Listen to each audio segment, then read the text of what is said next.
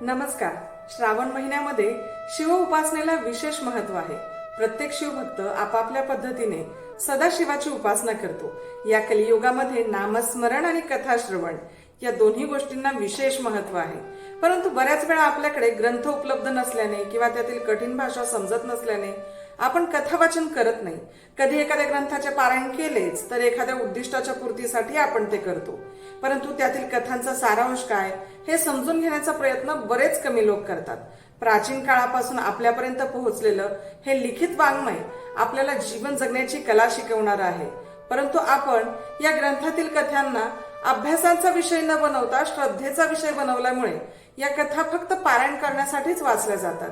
त्यातील गर्भित अर्थ समजून घेण्याचा सामान्यजन प्रयत्नच करत नाहीत. या कथा आणि त्यातील गर्भित अर्थ सर्वसामान्यांपर्यंत पोहोचवावा या उद्देशाने शिवलीलामृत ग्रंथातील कथा सहज सोप्या भाषेत सांगण्याचा आणि त्यातील मला कळालेला अर्थ तुम्हा सर्वांपर्यंत पोहोचवण्याचा हा एक छोटासा प्रयत्न मी शिवउपासक म्हणून करते. माझी ही सेवा सफल व्हावी हीच शिवचरणी प्रार्थना.